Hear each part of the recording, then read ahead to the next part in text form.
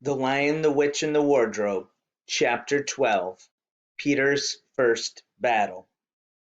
While the dwarf and the white witch were saying this, miles away the beavers and the children were walking on hour after hour into what seemed a delicious dream. Long ago they had left the coats behind them, and by now they had even stopped saying to one another, "Look, there's a kingfisher," or "I say, bluebells," or "What was that lovely smell?" or "Just listen to that thrush." They walked on now in silence, drinking it all in, passing through patches of warm sunlight into cool green thickets, and out again into wide mossy glades where tall elms raised a leafy roof far overhead, and then into dense masses of flowering currant and among hawthorn bushes where the sweet smell was almost overpowering. They had been just as surprised as Edmund when they saw the winter vanishing and the whole wood passing in a few hours or so from January to May.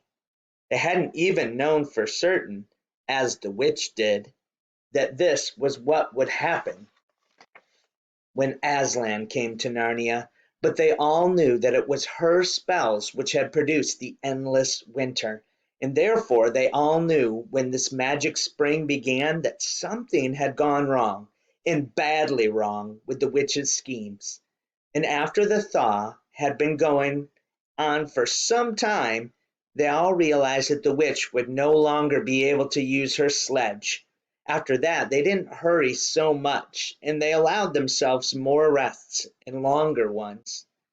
They were pretty tired by now, of course, but not what I'd call bitterly tired, only slow and feeling very dreamy and quiet inside, as one does when one is coming to the end of a long day in the open. Susan had a slight blister on one heel. They had left the course of the big river some time ago, for one had to turn a little to the right, that meant a little to the south, to reach the place of the stone table. Even if this had not been their way, they couldn't have kept to the river valley once the thaw began, for with all that melting snow the river was soon in flood, a wonderful roaring, thundering yellow flood, and their path would have been under water. And now the sun got low, and the light got redder, and the shadows got longer, and the flowers began to think about closing. Not long now," said Mr. Beaver, and began leading them uphill across some very deep springy moss. It felt nice under their tired feet, in a place where only tall trees grew, very wide apart. The climb, coming at the end of the long day, made them all pant and blow, and just as Lucy was wondering whether she could really get to the top without another long rest, suddenly they were at the top, and this is what they saw. They were on a green open space from which you could look down on the forest, spreading as far as one could see in every direction, except right ahead. There, far to the east, was something twinkling and moving. "By gum," whispered Peter to Susan, "the sea!" In the very middle of this open hilltop was the stone table. It was a great grim slab of gray stone supported on four upright stones. It looked very old, and it was cut all over with strange lines and figures that might be the letters of an unknown language. They gave you a curious feeling when you looked at them. The next thing they saw was a pavilion pitched on one side of the open place. A wonderful pavilion it was, and especially now when the light of the setting sun fell upon it, with sides of what looked like yellow silk, and cords of crimson, and tent pegs of ivory, and high above it on a pole a banner which bore a red rampant lion fluttering in the breeze, which was blowing in their faces from the far-off sea. While they were looking at this they heard a sound of music on their right, and turning in that direction they saw what they had come to see. Aslan stood in the center of the crowd of creatures who had grouped themselves around him in the shape of a half moon. There were tree women, there were well women, dryads and naiads as they used to be called in our world, who had stringed instruments. It was they who had the music. They were making the music. There were four great centaurs. The horse part of them was like a huge English farm horse, and the man part was like stern, beautiful giants. There were also a unicorn, and a bull with the head of a man, and a pelican, and an eagle, and a great dog. And next to Aslan stood two leopards, of whom one carried his crown and the other his standard. But as far as Aslan himself, the beavers and the children didn't know what to do or say when they saw him. People have not been in Narnia. People who have not been in Narnia sometimes think that a thing cannot be good and terrible at the same time. If the children had ever thought so, they were cured of it now, for when they tried to look at Aslan's face, they just caught a glimpse of the golden mane and the great royal, solemn, overwhelming eyes, and then they found that they couldn't look at him, and went all trembling. "Go on," whispered Mr. Beaver. "No," whispered Peter, "you first." "No, sons of Adam before animals," whispered Mr. Beaver back again. "Susan," whispered Peter. "What about you? Ladies first." "No, you're the eldest," whispered Susan. And of course, the longer they went on doing this, the more awkward they felt. Then at last Peter realized that it was up to him. He drew his sword and raised it to the salute, and hastily saying to the others, "Come on, pull ourselves together," he advanced to the lion and said, "We have come, Aslan." "Welcome, Peter, son of Adam," said Aslan. "Welcome, Susie and Lucy, daughters of Eve. Welcome, he beaver and she beaver." His voice was deep and rich, and somehow took the fidgets out of them. They now felt glad and quiet, and it didn't seem awkward to them to stand and say nothing. "But where is the fourth?" asked Aslan. "He has tried to betray them, and he's joined the White Witch, O Aslan," said Mr. Beaver.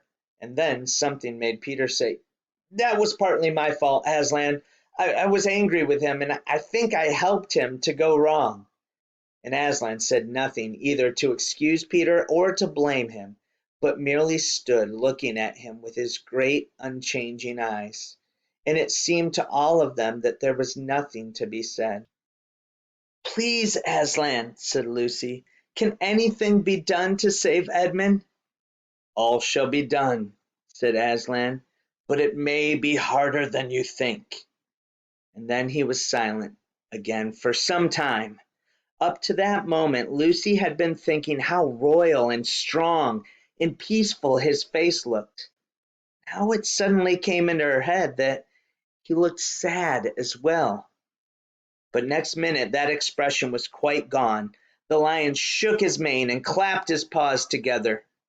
Terrible paws, thought Lucy, if he didn't know how to velvet them, and said, "Meanwhile, let the feast be prepared. Ladies, take these daughters of Eve to the pavilion and minister to them."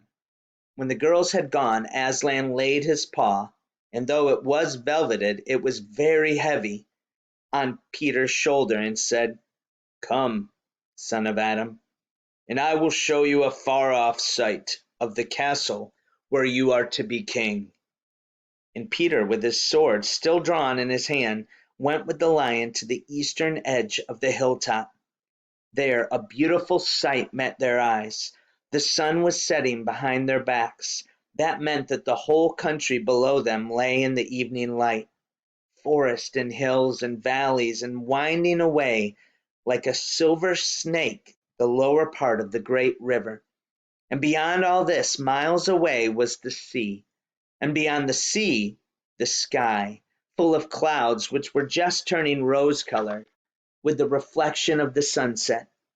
But just where the land of Narnia met the sea, in fact, At the mouth of the great river there was something on a little hill shining. It was shining because it was a castle, and of course the sunlight was reflected from all windows which looked toward Peter and the sunset. But to Peter it looked like a great star resting on the seashore.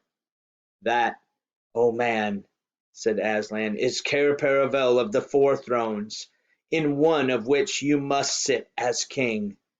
I show it to you because you are the firstborn, and you will be high king over the rest." And once more Peter said nothing, for at that moment a strange noise woke the silence suddenly. It was like a bugle, but richer. "It is your sister's horn," said Aslan to Peter in a low voice, so low that it was almost a purr, if it is not disrespectful to think of a lion purring. For a moment Peter did not understand. Then he saw all the other creatures start forward, and heard Aslan say with a wave of his paw, "Back! Let the prince win his spurs." He did understand, and he set off running as hard as he could to the pavilion, and there he saw a dreadful sight. The naiads and dryads were scattering in every direction. Lucy was running toward him as fast as her short legs would carry her, and her face was as white as paper.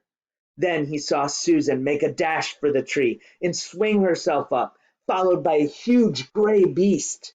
At first Peter thought that it was a bear. Then he saw that it looked like a huge dog, though it was far too big to be a dog. Then he realized that it was a wolf standing on its hind legs and its front paws against the tree trunk, snapping and snarling. All the hair on its back stood up on end. Susan had not been able to get higher than the second big branch. One of her legs hung down so that her foot was only an inch or two above the snapping teeth. Peter wondered why she did not get higher, or at least take a better grip. Then he realized that she was just going to faint, and that if she fainted she would fall off. Peter did not feel very brave. Indeed, he felt like he was going to be sick, but that made no difference to what he had to do. He rushed straight up to the monster and aimed a slash of his sword at its side. The stroke never reached the wolf.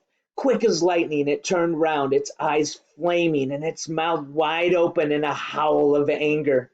If it had not been so angry that it simply had to howl, it would have got him by the throat at once.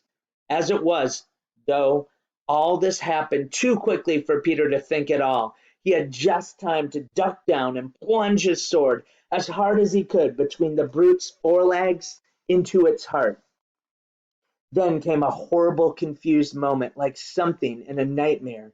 He was tugging and pulling, and the wolf seemed neither alive nor dead, and its bared teeth knocked against its forehead, and everything was blood and heat and hair.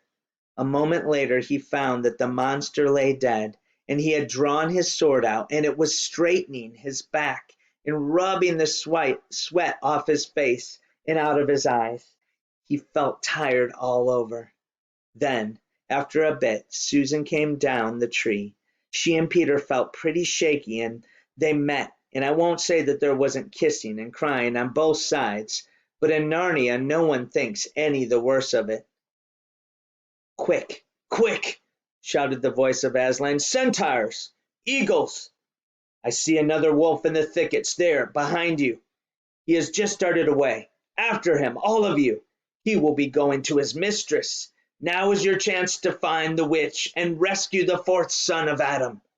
And instantly, with a thunder of hoofs and beating of wings, a dozen or so of the swiftest creatures disappeared into the gathering darkness. Peter, still out of breath, turned and saw Aslan close at hand. "You've forgotten to clean your sword," said Aslan. It was true. Peter blushed when he looked at the bright blade and saw that it was all smeared with the wolf's hair and blood. He stooped down and wiped it quite clean on the grass, and then wiped it quite dry on his coat. "Hand it to me and kneel, son of Adam," said Aslan, and when Peter had done so, he struck him with the flat of the blade and said, "Rise up, Sir Peter Wolfsbane, and whatever happens, never forget to wipe your sword.